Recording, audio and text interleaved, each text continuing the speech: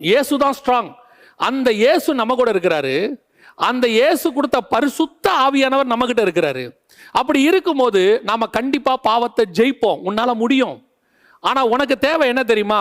கொஞ்சம் அந்த சிச்சுவேஷன்ஸை அவாய்ட் பண்ண மட்டும் நீ தெரிஞ்சுக்கிட்டா போதும். இன்னைக்கு நான் எதை எடுக்கலாம் அப்படின்னு யோசிச்சுட்டு இருந்தபோது எனக்கு ஆண்டவர் ஒரு உணர்த்துதலை கொடுத்தார். எதில் அப்படின்னா, சங்கீதம் 51 தாவீதினுடைய ஜெபம். இது ஒரு பாட்டு, ஆனால் ஜெபமாகிய பாட்டு. எப்படி அப்படின்னு கேட்டிங்கன்னு சொன்னால், இது நம்ம சம்பவம் நம்ம எல்லாருக்குமே தெரியும். தாவீதினுடைய வீழ்ச்சியில் தாவீது பண்ணதான ஒரு ஜெபம். இந்த கடைசி காலத்தில் நிறைய பேர் எனக்கு மெயில் அனுப்புகிறாங்க. எப்படிப்பட்ட மெயில்ஸ் வருது? நிறைய வாலிப சகோதரர்கள், வாலிப சகோதரிகள், அது மாத்திரமல்ல திருமணமானவர்கள் கூட அனுப்புகிறாங்க. நான் பின்மாற்றத்தில் இருக்கிறேன், பேக் ஸ்லைடிங்கில் இருக்கேன். இப்படி பேக் ஸ்லைடிங்கில் இருக்கும்போது திருப்பி நான் எப்படி ஆண்டவருக்குள்ளே வர்றது? ஏன் பல நேரங்களில் இந்த பேக் ஸ்லைடிங் என்பது அவர்களுக்கு ரெகுலராக நடக்குது. உதாரணமாக, அவங்க செய்யக்கூடாதுன்னு நினைக்கிறாங்க. நிறைய பாவங்களில் இன்றைக்கி வாலிபர்களுக்குள்ளே இருக்கிற ஒரு பிரச்சனை இது. நான் வாலிப பிராயத்தை கடந்து கல்லூரியின் காலத்தில் தான் 1ஆம் ஆண்டு படிக்கும்போது நான் ஆண்டவரை ஏற்றுக்கொண்டேன். அதற்கு பிறகு என்னுடைய வாழ்க்கையில் எடுத்த உடனே அப்படியே ஜெட் வேகத்தில் பரிசுத்தத்தில் மேலே வந்துட்டேன் அப்படின்லாம் சொல்ல முடியாது. அது பலருக்கு அப்படி ஒத்துக்க மாட்டாங்க. உண்மை என்னென்னா, எல்லாருடைய வாழ்க்கையிலுமே அப்படி வரும்போது ஒரு சில வீழ்ச்சிகள் இருக்கும். அந்த வீழ்ச்சி ஒவ்வொருத்தனுடைய வாழ்க்கையின் அடிப்படையில் இருக்கும். எல்லாருமே இச்சையில் வேணும்னு கிடையாது. எல்லாருமே ஒரு சில பாவத்தில் வேணும்னு கிடையாது. பழக்க வழக்கங்களில் வேணும்னு கிடையாது. எல்லாருமே சிகரெட் பிடிக்கிறதுலையோ, குடிக்கிறதுலையோ, அல்ல மற்ற பழக்க வழக்கங்கள்லையோ, கண்களின் இச்சையோ, ஜீவனத்தின் பெருமையோ, மாம்சத்தின் இச்சையோ, ஏதோ ஒன்று இருக்கும். அவ்வளோதான். ஏதாவது ஒன்றில் ஒரு வீழ்ச்சி இருக்கும். ஒரு சிலர் 100% அப்படி வரவங்க இருக்காங்க. இதில் எதுவுமே இல்லாமல் கர்த்தருக்கென்று வைராக்கியமாக வரவங்களும் இருக்கிறாங்க. யாரையும் குறை சொல்கிறதுக்கு இல்லை. ஆனால் இது அதிகம். இந்த வீழ்ச்சி என்பது வாலிப பிராயத்தில் ஆண்டவரை ஏற்றுக்கொள்ளுகிறவர்களுக்கு அதிகம். இந்த வீழ்ச்சி வரும்போது நமக்கு சில நேரங்களில் ஒரு விதமான ஃபெட்டப் ஆகிறோம். என்ன ஃபெட்டப் ஆகிறோம்? நான் இந்த பாவத்தை செய்யக்கூடாதுன்னு நினைக்கிறேன், வைராக்கியமாக இருக்கிறேன். ஆனால் அந்த சிச்சுவேஷன் வரும்போது நான் செஞ்சிடுறேன், விழுந்துடுறேன். திருப்பி எனக்கு அந்த பாவத்தை செஞ்சு முடித்த பிறகு எனக்கு ஒரு உணர்வு வருது, ஐயோ நான் பாவம் செஞ்சுட்டேனே, குற்ற உணர்வு வருது. திருப்பி நான் செய்யக்கூடாதுன்னு நினைக்கிறேன். கொஞ்ச நாள் நான் வைராகியமாகவும் இருக்கிறேன். ஆனால் திருப்பி அப்படி ஒரு சிச்சுவேஷன் வரும்போது நான் விழுந்து போகிறேன். இது அப்படியே மாறி மாறி என் லைஃப்பில் நடந்துக்கிட்டே இருக்குது. இப்போ நான் ஆவிக்குரிய வாழ்க்கையில் இருக்கிறேனா இல்லை விழுந்துட்டேனா அப்படின்னு கூட எனக்கு தெரியல அப்படின்னு நிறைய பேர் கேட்குறாங்க. ஒன்று தெரிஞ்சுக்கொள்ளுங்க, நாம் வீழ மாட்டோம் என்று கர்த்தர் சொல்லவே இல்லை. எப்பவுமே நாம் அப்படியே 100% வெறும் பரிசுத்தமாக தான் இருப்போம் அப்படின்னு கர்த்தர் நினைக்கிறது இல்லை. நம்ம விழுவோன்னு அவருக்கு தெரியும். ஏன்னா இயேசு கிறிஸ்துவை பற்றி சொல்லும்போது, உலக தோற்றம் முதல் அடிக்கப்பட்ட ஆட்டுக்குட்டி. அதாவது உலகத்தை உண்டாக்கும் போது ஒரு பலி ரெடி பண்ணிட்டாரு. எதுக்கு இந்த பலினா, ஒருவேளை மனிதன் விழுந்தால், இந்த வீழ்ச்சி எதிர்பார்க்கப்படுறது தான். உங்கள் வாழ்க்கையில் அப்படித்தான். ஆனால் அதனால் வீழ்ச்சியை அட்வான்டேஜாக எடுத்துக்காதீங்க. அப்போ பரவாயில்ல, விழுந்தா ஒன்றும் தப்பு இல்லையா? இல்லை. இந்த வீழ்ச்சி ஒரு காலகட்டம் வரைக்கும் ஒரு குற்ற உணர்வுன்னு சொல்றீங்க இல்லையா, அது குற்ற உணர்வு இல்லை, உணர்த்துதல். உங்களுக்குள்ள இருக்கிற ஆவியானவர், பலர் பரிசுத்த ஆவியின் அபிஷேகம் பெறாமல் இருக்கிறாங்க. பரிசுத்த ஆவியானவர் வரும்போது இதுல இருந்து ஜெயிப்பதற்கு உங்களுக்கு பலன் கிடைக்கும். பலத்தினாலும் அல்ல, பராக்கிரமத்தினாலும் அல்ல, தேவ ஆவியினாலே ஆகும். என்னத்தினால அப்படின்னு கேட்டா, சில பாவங்கள் ஜென்ம சுபாவத்திலிருந்து வரும். நம்முடைய பெற்றோர் இல்ல அவங்களுடைய பெற்றோர், அந்த ஜீன்ல இருந்து வரும். அந்த பாவங்கள் தலைமுறை தலைமுறை நமக்குள்ள இருப்பதற்கு வாய்ப்பு இருக்கிறது. எப்படி வியாதி தலைமுறை தலைமுறை ஒரு சில வியாதி தொடர்ந்து வருமோ, அதே மாதிரி சில கெட்ட பழக்க வழக்கங்களும் தலைமுறை தலைமுறை நம்ம கூட வர்றதுக்கு வாய்ப்பு இருக்கு. எப்படி அந்த வியாதியை இந்த தலைமுறையில் இயேசுவினுடைய நாமத்தினால நம்மளால நீக்க முடியுதோ, சுத்திகரிக்க முடியுதோ, அல்லது நாம் அதுல இருந்து விடுபடுறோமோ, டெலிவரன்ஸ் கிடைக்குதோ, அதே மாதிரி இந்த பாவத்திலிருந்தும் கிடைக்கும். எங்கள் அப்பா செஞ்சாரு, தாத்தா செஞ்சாரு, அதனால் நான் செய்கிறேன்ட்டு அதை நாம் பாசிட்டிவாக எடுக்க முடியாது. அதை ஒரு காரணமாகவும் சொல்ல முடியாது. அப்படி வரக்கூடியதான அந்த பலகீனத்தை ஆண்டவர் மாற்றுவார். அப்படி மாற்றுறதுக்கு தான் பரிசுத்த ஆவியானவர் நமக்குள்ளே வர்றார். நமக்குள்ளே அந்த பாவத்திலிருந்து நம்மை விடுதலையாக்குறார். இப்போ தாவீதுக்கு இந்த பாவத்தை விட்டு வெளியே வரணுங்கிற எண்ணம் இருக்கு. அது இருக்கிற வரைக்கும் தோத்துறோம். அதாவது சவுலுக்கும் தாவீதுக்கும் என்ன வித்தியாசம்? சவுலின் பாவத்துக்கும் தாவீதின் பாவத்துக்கும் பார்த்தா மனுஷிகமா சொல்றேன், பாவத்தில் அளவுகோல் கிடையாது, மனுஷிகமா சொல்றேன். நமக்கு கம்பேர் பண்ணோம்னா சவுல் செய்ததை விட தாவீது செய்தது பெரிய அளவு. ஆனால் சவுலுக்கு கிடைக்காத மன்னிப்பு தாவீதுக்கு கிடைத்தது. காரணம், அவனுக்கு அது பாவம் என்கிற உணர்வு இருந்தது. ஒரு சிலர் இந்த பாவம் என்கிற உணர்வு இருக்கிறதுனால தான் நீங்க ஐயோ நான் இதுல இருந்து விடுபடணுமே நினைக்கிறீங்க. நான் வெளியே வந்துடணுமே, இந்த பாவத்தை செய்யக்கூடாது, நான் பலவீனமா இருக்கிறேன், நான் வந்துடணுமே நினைக்கிறீங்க பாத்தீங்களா? அதுதான் உங்களுக்குள்ள கர்த்தர் கொடுத்திருக்கிறதான ப்ரீஷியஸான உணர்வு. அது இருக்கிற வரைக்கும் உங்களுக்கு பிரச்சனை கிடையாது. நீங்க வரத்துக்கு ட்ரை பண்ணிக்கிட்டே இருக்கிறீங்க, எடுத்த உடனே சைக்கிளை அப்படி சர்ன்னு ஓட்டுறது முடியாது. ஏதோ ஒரு 2 இடத்துல விழுவோம், கொஞ்சம் அடிபடும், அப்புறம் எந்திரிச்சு ஓட்டுவோம். சில நேரத்தில் காரை வாங்கின உடனே ஃபர்ஸ்ட் கியர் அப்படி போட்டு ஆஃப் பண்ணாதவங்க யாருமே இருக்க முடியாது. 99.99% அப்படி ஃபர்ஸ்ட் கியரை போனால் ஆட்டோமேட்டிக்காக ஆஃப் ஆகிடும். ஒரு போக போக தான் அந்த கீர் போட்டு அப்படி மூவ் பண்ணுறது நமக்கு தெரியும். அந்த மாதிரி தான் ஆவிக்குரிய வாழ்க்கையில் வந்த உடனே எல்லா பாவமும் மொத்தமாக போய் சுத்திகரிக்கப்பட்டு 100% இயேசு கிறிஸ்துவா மாறணும் இல்லை, நம்ம கொஞ்சம் கொஞ்சமாக மாறிக்கிட்டே வரும். ஆனால் எல்லா பாவத்தையும் விடணுங்கிற உணர்வு இருக்கணும். சிலர் மனசாட்சியில் சூடுண்டவர்களாக மாறிடுறாங்க ஒரு பீரியட்ல. எப்படி? அந்த பாவம் விழும்போது அதுக்கு பல காரணங்களை சொல்லுவாங்க. அவங்களால தான் விழுந்தேன். இப்போ இந்த இடத்துல பாருங்க, 51ஆம் சங்கீதத்தில் தாவீது நான் பாவம் செஞ்சேங்கிறான். அவன் சொல்றான், ஆண்டவரே என் அக்கிரமம் நீங்க என்னை முற்றிலும் கழுவும்.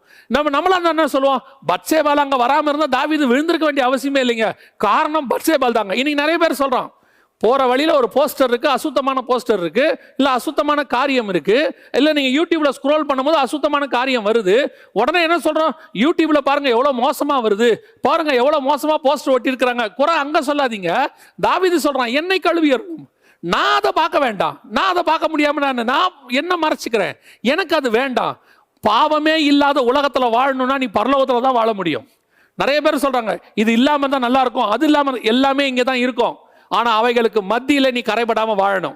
அதான் இயேசு கிறிஸ்து. அவர் நாசரேத்திலிருந்து வந்தார். நாசரேத்திலிருந்து நன்மை தோன்றுமோ? அந்த நாசரேத்துக்குள்ள நம்மை போல எல்லா விதத்திலும் அவர் சோதிக்கப்பட்டு சுத்த பொன்னாக விளங்கினார். இன்னைக்கு ஒருவேளை நீ பலவீனத்தில் இருந்தீனா, வீழ்ச்சியில இருந்தினா, கர்த்தர் உன்னை மீண்டும் தூக்கி எடுக்க விரும்புகிறார். உனக்கு அந்த உணர்வு இருக்கு இல்லையா? அதுவும் குறிப்பா வாலிப பிராயத்தில் நிறைய வாலிபர்களுக்கு இதுக்கு நடக்குது. அவங்க நினைக்கிறாங்க, நான் செய்யக்கூடாதுன்னு நினைக்கிறேன், நான் செஞ்சிடறேன். இன்னைக்கு ஆண்டவர் சொல்றாரு, உன்னை பலப்படுத்த விரும்புகிறேன், நீ காத்திரு தேவ சமூகத்துல.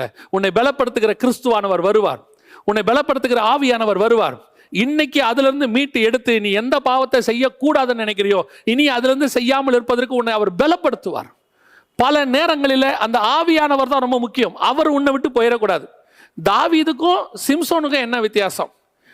தாவீதுக்கு பரிசுத்த ஆவி போகும்போது தெரியுது, போகக்கூடாதுன்னு அவன் ஜெபம் பண்றான். இந்த இடத்துல பாருங்க, 11வது வசனத்துல 12வது வசனத்துல, உமது பரிசுத்த ஆவியை என்னிடத்திலிருந்து எடுத்துக்கொள்ளாமலும் இரும், உமது ரட்சணத்தின் சந்தோஷத்தை திரும்பவும் எனக்கு தந்து உற்சாகமான ஆவி என்னை தாங்கும்படி செய்யும். அந்த ஸ்பிரிட், ஹோலி ஸ்பிரிட் என்னை விட்டு போயிடக்கூடாதுன்ற ஒரு ஃபீல் அவனுக்கு இருக்கு, அந்த வாஞ்ச விருப்பம் இருக்கு.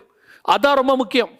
சிம்சோனுக்கு அந்த ஆவி போயிடுவார், நேரத்துக்கு அந்த நேரத்துக்கு வந்து இறங்குவார், மற்ற நேரத்தில் அவன் மேலே அவர் இருக்க மாட்டார். அதான் பிரச்சனை. அவனுக்கு வரும்போது தெரியும், போகும்போது தெரியாது. காரணம் என்ன? அவன் அந்த மினிஸ்ட்ரியை ஒரு வேலையாக செய்கிறான், மற்ற நேரத்தில் அவன் தேவனோட இல்லை. ஆனால் நீங்கள் நான் அப்படி இல்லை. இந்த பரிசுத்த ஆவியானவரை நம்மளை விட்டு போகாமல் பார்த்துக்கணும். பல நேரங்களில் நீங்கள் பாவம் செய்யும் போது, வீழ்ச்சி அடையும் போது, இந்த பரிசுத்த ஆவியானவர் இருக்கும் போது உங்களுக்கே தோணும், ஐயோ ஆவியானவர் போயிருப்பாரோ, நான் இந்த பாவத்தை செஞ்சுட்டேனே, இதுக்கு மேலே அவர் என்கிட்ட இருப்பாரா? கண்டிப்பாக இருப்பார். அந்த உணர்வு இருக்குல்ல, அதுவே அவர் இருக்கிறான்றதுனால தான். அவர் இருக்கிறனால தான் உனக்கு அவர் சொல்றாரு, உனக்குள்ள நான் இருக்கிறேன், இந்த பாவத்தை வெறுக்க வை, இதுல இருந்து விடுபடுங்கிற எண்ணம் வருது. அதனால தான் நிறைய பேருக்கு அந்த எண்ணமே இருக்காது பாருங்களேன். அப்போ அவங்களாம் என்ன ஆவாங்கன்னா, ஆவியானவர் அவங்களை விட்டு போயிட்டாருன்னு அர்த்தம். பலருக்கு அந்த பாவத்துக்கு ஒரு காரணம் சொல்லுவாங்க, இல்லை அந்த பாவத்தை விரும்புவாங்க, அந்த பாவத்தை செய்யறதுக்கு அவங்களே வசதி வாய்ப்புகளை ஏற்படுத்துவாங்க.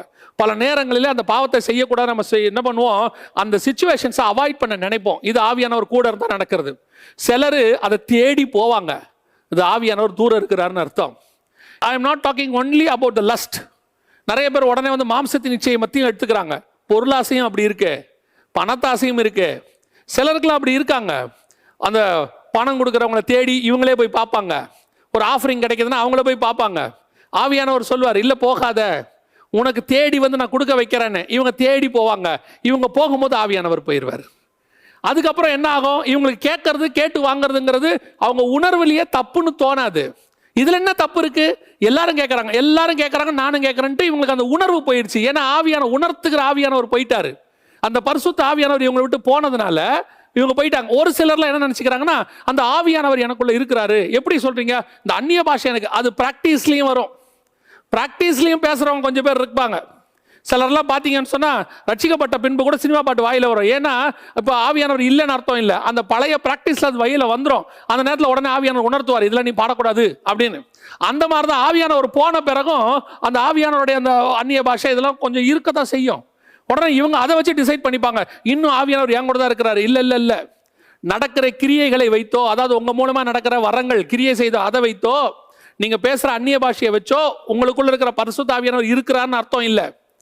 உங்களுக்குள்ள அந்த உணர்வு இருக்கணும், பாவத்து மேல ஒரு வெறுப்பு வரணும், அந்த இனிமேட்டு நான் செய்யக்கூடாதுங்கிற எண்ணம் வரணும்.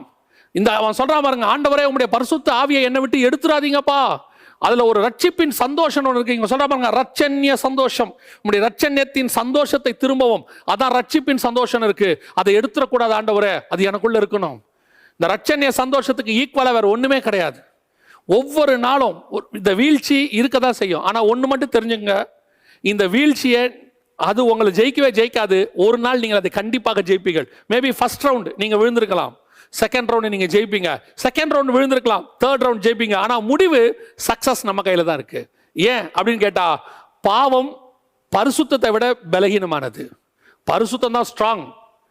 பிசாசு இயேசு கிறிஸ்துவை விட பலகீனமானவன், இயேசு தான் ஸ்ட்ராங். அந்த இயேசு நம்ம கூட இருக்கிறாரு, அந்த இயேசு கொடுத்த பரிசுத்த ஆவியானவர் நம்ம கிட்ட இருக்கிறாரு. அப்படி இருக்கும்போது நாம கண்டிப்பா பாவத்தை ஜெயிப்போம், உன்னால முடியும். ஆனா உனக்கு தேவை என்ன தெரியுமா, கொஞ்சம் அந்த சிச்சுவேஷன்ஸை அவாய்ட் பண்ண மட்டும் நீ தெரிஞ்சுக்கிட்டா போதும். கொஞ்சம் இப்போ உனக்கு வெறுப்பு இருக்குல்ல, நான் செய்யக்கூடாதுங்கிற எண்ணம் இருக்குல்ல, அதுக்கு ஏத்த மாதிரி இப்போ ஒரு உதாரணமா ஒரு போனை எடுக்கிற, அந்த போன்ல சில அன்வான்ட் விஷயங்களை எடுத்தா நீ பாக்குறேன்னு தெரியுது. பல நேரத்தில் நீ என்ன பண்ண, வேற வழி இல்லாம அந்த போனை எடுக்கிற.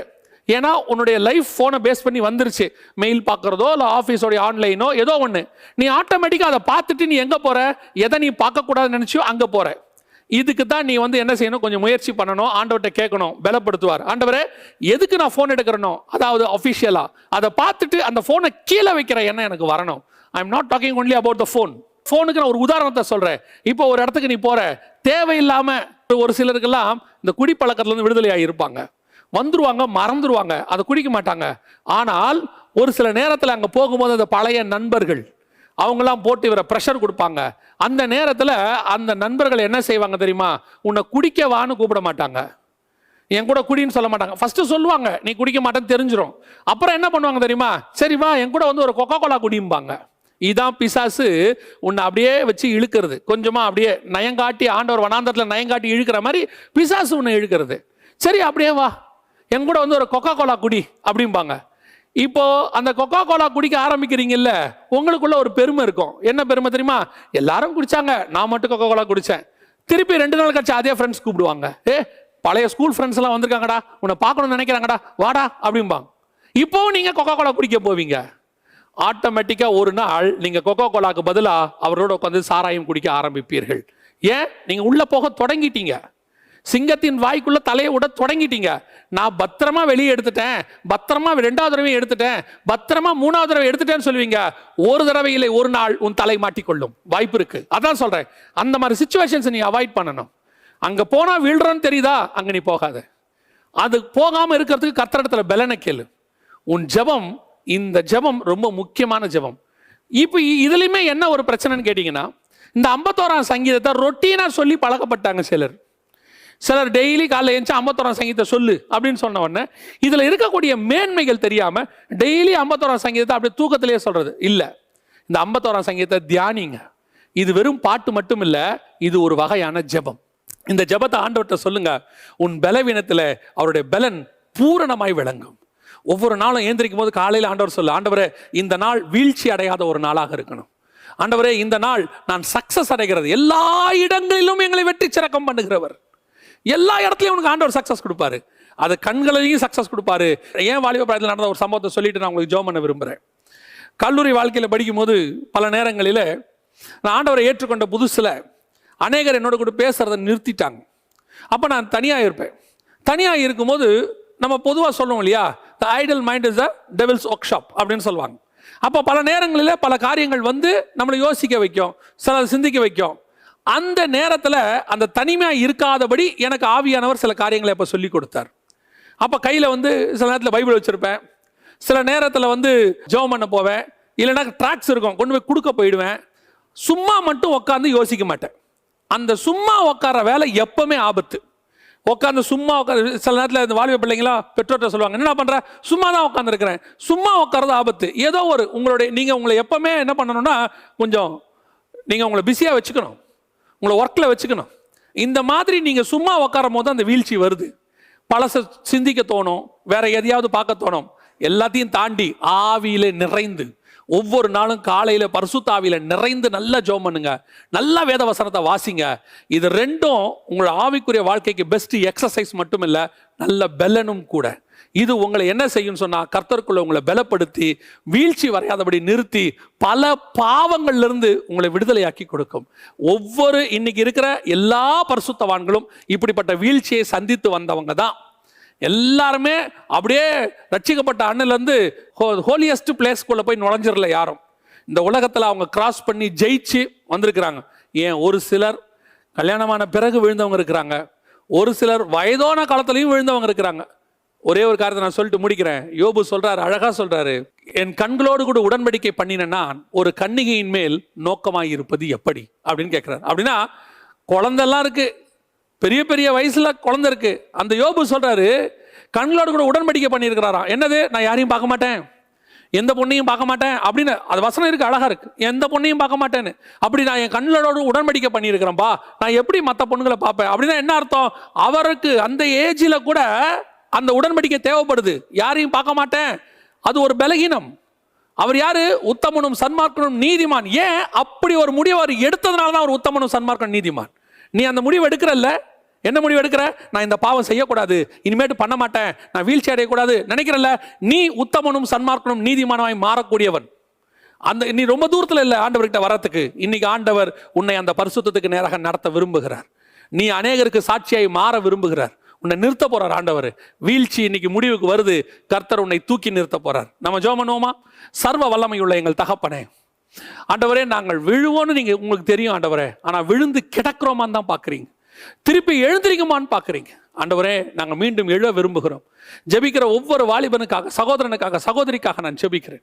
ஆண்டவரே, அவர்கள் மீண்டும் எழும்பட்டும். ஆண்டவரே, எதுல வீழ்ச்சி அடைந்தாலும் இயேசு கிறிஸ்துவின் ரத்தம் எல்லா பாவங்களையும் மன்னிக்கும், சகல பாவங்களையும் மன்னிக்கணும் வாசிக்கிறோமேப்பா.